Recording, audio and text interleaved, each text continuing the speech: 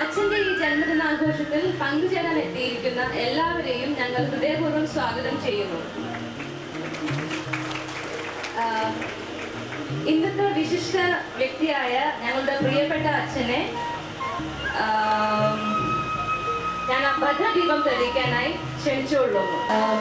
മൊടുവിൽ Rajachutti, Moduvil Chandran Venkataraman, NS Subramanian, Murukesan, Madanan, Senthil, R Shanmukhan, Jayaraj, Prashanth, doctor Ramkumar, Sreeja Lakshmanan, Viji Jayan, Jayaranj എന്നിവരെ ക്ഷണിച്ചുകൊള്ളുന്നു.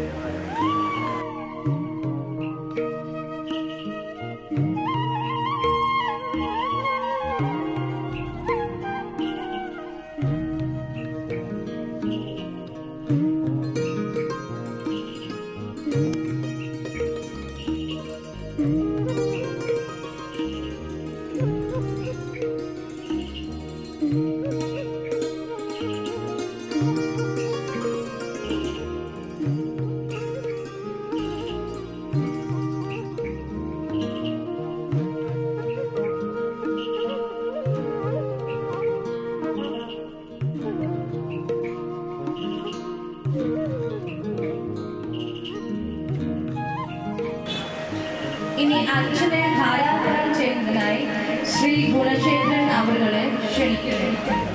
The leader of refined groundnut oil industry in Tamil Nadu. More than that, he is a man with a heart of gold.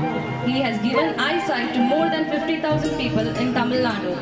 He has also assisted in the eye treatment for more than 5 lakh people. I kindly invite Mr. Gunashekharan to garland our dear father.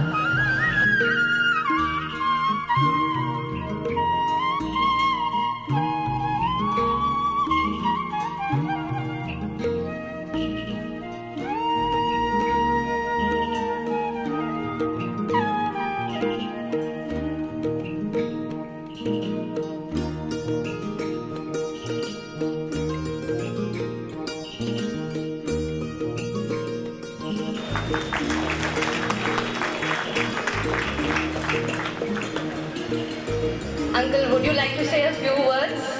Good afternoon to all. This gives me great pleasure to be here on the auspicious occasion of our dear friend PG Ramesh's 60th anniversary and Mrs. Ambika Ramesh. This is a very grand function and I would like to introduce myself as one of their family friends. We have been related for nearly about 5 years. They have been very good friends of our family for a very long time. You know in what way? Not in the business aspect. Madam is very much interested in the maintaining of garden. The same way, he at Vellakoil, having a very, very dry weather. But we are also trying to maintain that garden. So Madam came to Vellakoil, saw our garden there, and according to her instructions, we are also trying to build up a garden like this at Vellakoil. So that way, this garden and nature has united us as friends. So on that 60th anniversary, I take this opportunity to say that our friendship in future will develop further and further, and may our children also follow your footpath. I thank you very much for this very good opportunity. Thank you. Thank you, sir. എല്ലാവരും ഒന്ന് കൈയടിച്ചു കൊടുക്കൂ.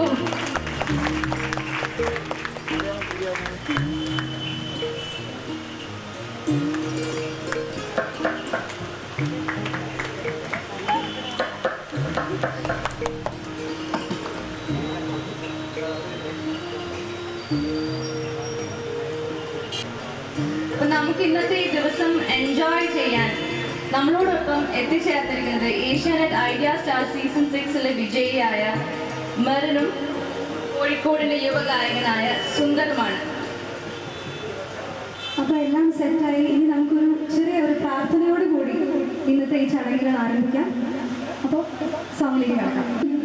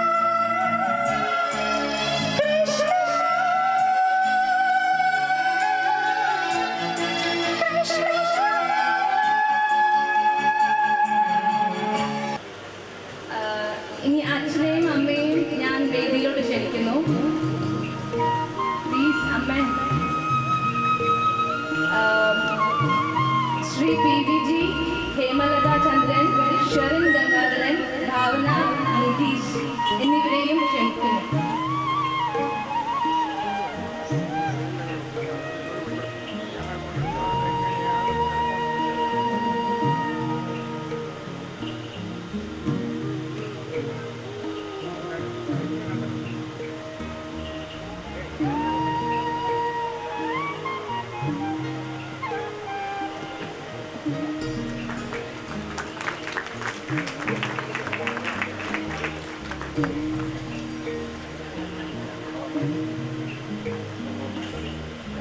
ഷഷ്ടിപൂർത്തി ആഘോഷിക്കുന്ന നമ്മുടെ പ്രിയങ്കരനായ